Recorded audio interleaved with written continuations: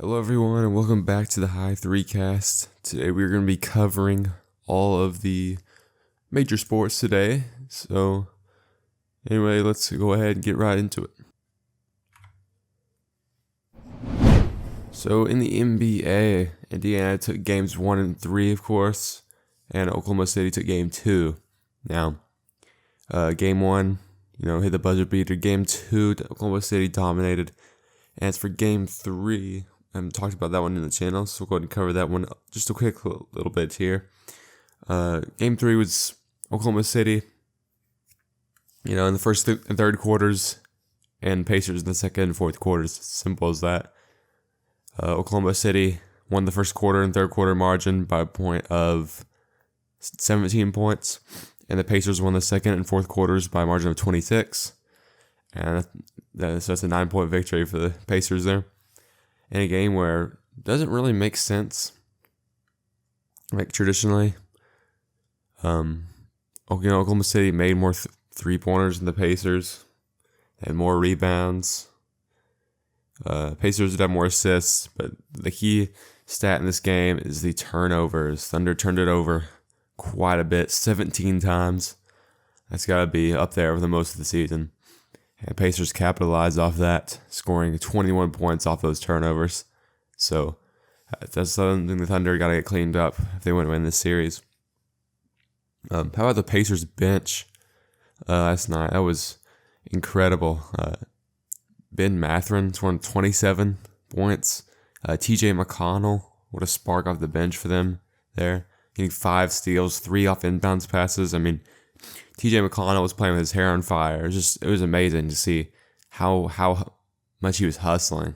It was honestly amazing. It looked like they were down 3-1 or something. That was crazy. Oklahoma City has dominated this series up until now. Oklahoma City is 1 and 3 in Game 3s this playoffs. That's how they're gonna be. No more Game 3s, of course. Just not a good team in Game 3 this year. And if I was betting on sports, I don't really sports bet, but if I did, I would bet hard that Indiana would win that game. However, they are 3-0 in Game 4s, so something to watch out for there. And they also haven't lost back-to-back games in the playoffs. So, can Oklahoma City save the series, or will we see the Pacers win 6 or potentially 5? The series is going to come down to either Game 6 or 7. I mean, most likely. This is how it is. Either Pacers are going to win in 6 and Oklahoma City in 7, which one of the two. I'm not quite sure yet. Just depends on what happens in Game 4. Here's some more news around the league. Latest on Kevin Durant. Looks like he's going to go to the Knicks, the Rockets, the Spurs, the Heat, or the Wolves. Something to watch out for there. Kevin Durant said himself that he thinks he's going to go to the Spurs, but we'll have to see on that. The Knicks is kind of they're kind of in a whole big mess right now because they fired Tibbs, of course. They contacted Jason Kidd, and the Mavs declined. I put most likely, but I think they did decline. And they contacted the Hawks coach, and I think the Hawks declined as well. So the Knicks are kind of in a bad situation right now, and I'm not sure they know what to do right now. It's just not a good situation for the Knicks. So hopefully they can get that figured out soon.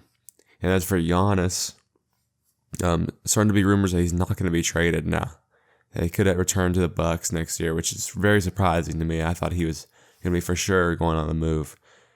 It's definitely something to keep watch of there. But as for now, Giannis not going anywhere. As for the NBA draft, the date of the NBA draft is Wednesday, June 25th, 8 p.m., 7 p.m. Central. Some notes about the draft so far. VJ Edgecombe is on the rise. It's starting to be people thinking he could get picked by the 76ers at that pick 3. Really, he's definitely a draft riser. Also, a Colin Knippel could be selected in the top 3.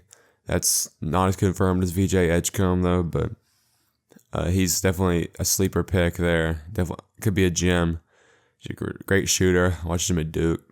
He's going to be a good and pretty good NBA player. And then potentially Dylan Harper and Ace Bailey, they could slide down because of VJ Edgecombe and Colin Knippel. I think that those guys just have too much upside. They just have too much potential to go down that far, but I mean, you never know with the NBA draft. You never know what's going to happen. Picks could get traded on draft night. We'll just have to wait and see. That's going to be in about 13 days, so 12, 13 days there. It's going to be exciting to watch there. Moving on to the NHL, the National Hockey League. You know how it is. So, Stanley Cup games 2 and 3. I haven't talked about them yet. Game 2, the Panthers won in double overtime, 5-4. Absolutely crazy game. Marchand had a really good game. Bouchard for Edmonton, Connor McDavid as well. Absolutely just insane game. I mean, 3 goals and 2 goals, 5 total goals scored in the first period. Just an outstanding performance there. As for game 3, not quite as thrilling. Panthers absolutely dominated at home, 6-1. So that was crazy. And then of course game 4 is tonight. We're recording this Thursday morning. Game 4 is tonight. So something to watch there. Florida most likely going to win. Oilers, they're going to have to win in Florida. Can they win in Florida? Because if not, then Panthers are going to win back-to-back. They're going to go up 3-1 right here and win in Game 6 most likely. Or 5 even. And something a little interesting little side note there. Can the Oilers finally win for Canada? Because the last time a Canadian team won was 1993, Montreal. So something a little interesting there. That really surprised me because hockey's supposed to be Canadian. But, they haven't won since 1993.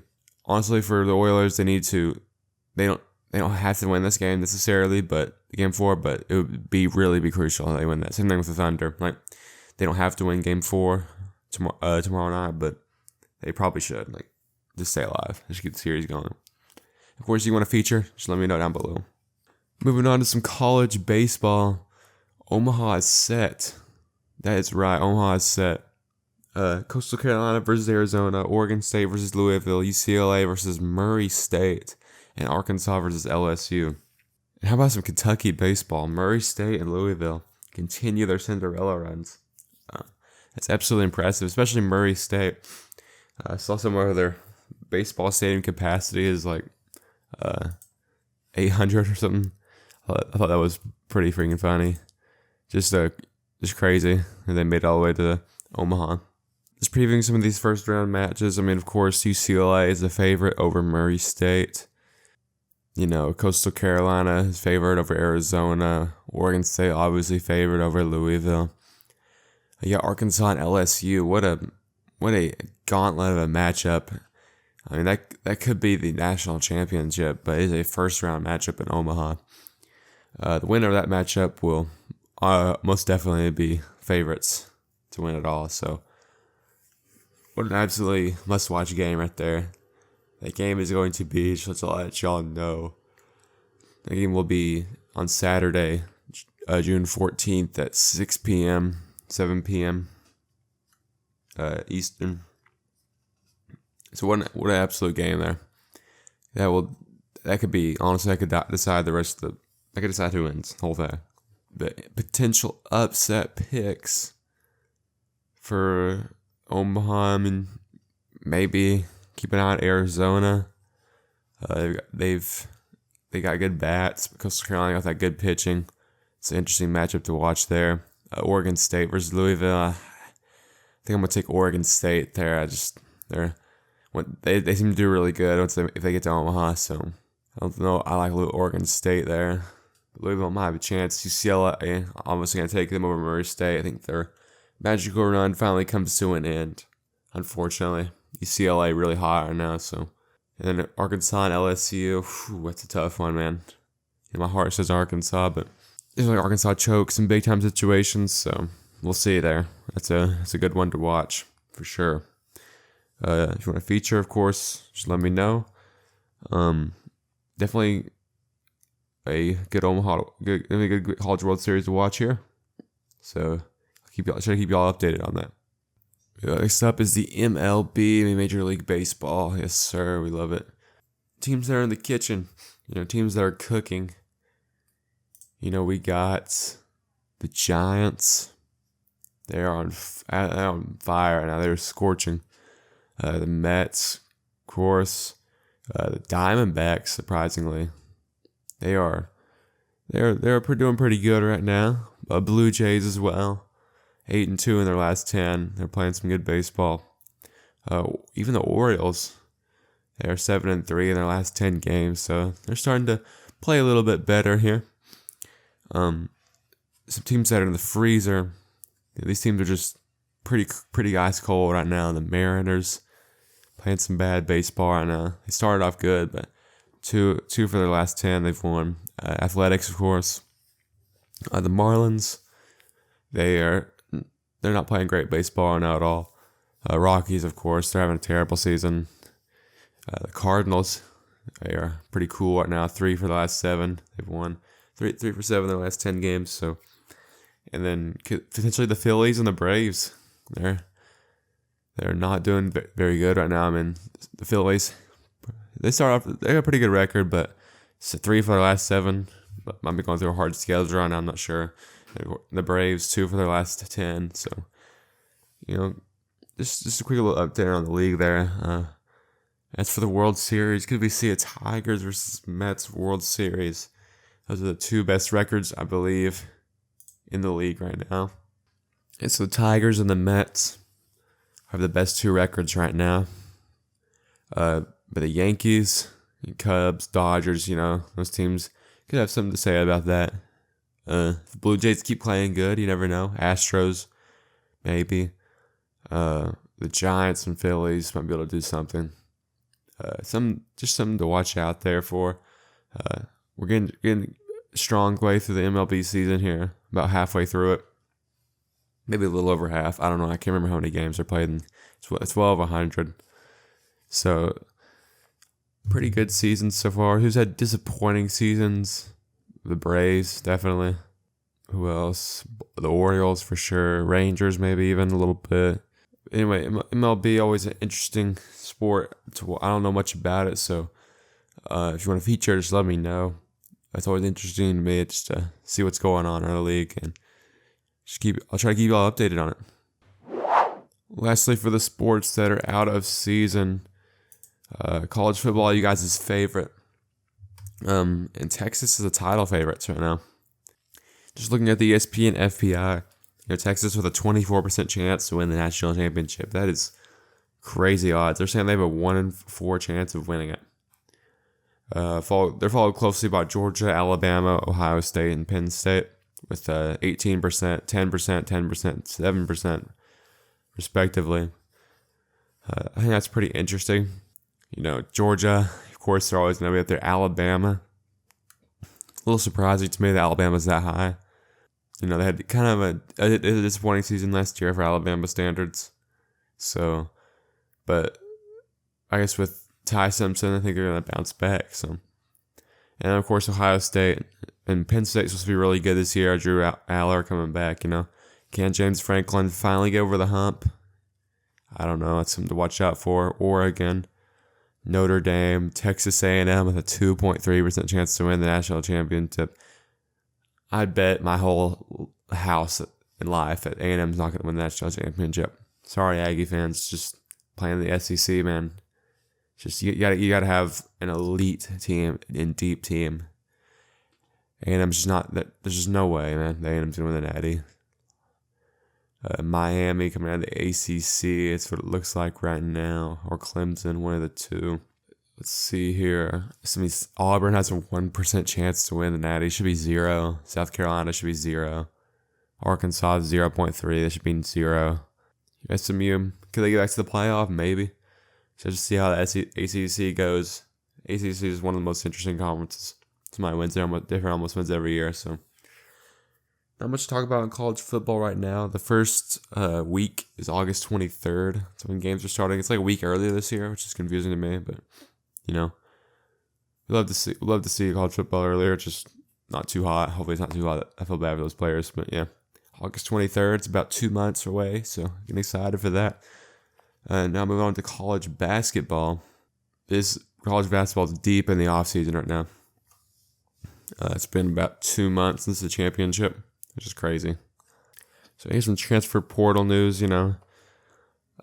Kentucky, St. John's, Florida, and BYU have good classes. St. John's is #1 class according to ESPN. Kentucky #2, Michigan 3, Louisville 4, Florida 5. They got Xavier Lee, Boogie Flan, AJ Brown. Got some good guys coming in there. Washington with a good class. Indiana, Oklahoma, USC. Of course, USC up there. Eric Musselman always going to have a good transfer class. Chad Baker Mazzara transferring to USC. I thought that was interesting. I'm not sure how he has any more eligibility. The man's like 26 years old, playing against 18-year-old college kids. Doesn't always seem fair to me, but, it is what it is. Iowa, Creighton, and Auburn, NC State. So, some good job there by those teams. As for teams maybe not quite as good, transfer portal, Ole Miss, Kansas, Missouri, and Memphis. Kansas, had a somewhat disappointing season last year. Of course, they're bringing in Darren Peterson, but do they have enough surrounding him that they can make a run? I guess Bill Self trusting his depth. Jamari McDowell, redshirted last year. Marco Jackson as well got hurt the whole year, so he's going to trust in those guys who've been with the program for a long time.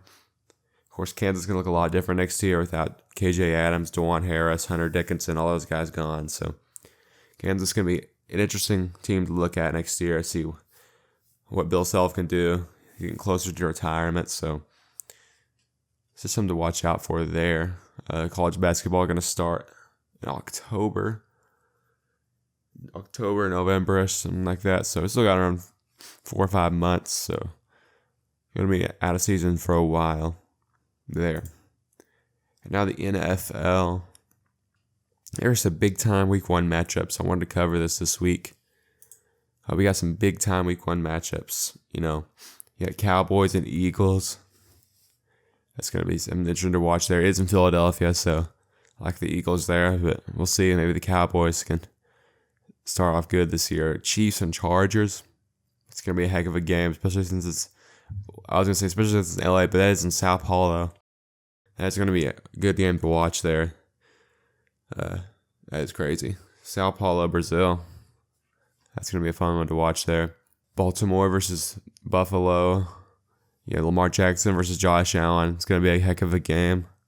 7 o'clock at night in Buffalo. So it's going to be interesting to watch there. Detroit at Green Bay.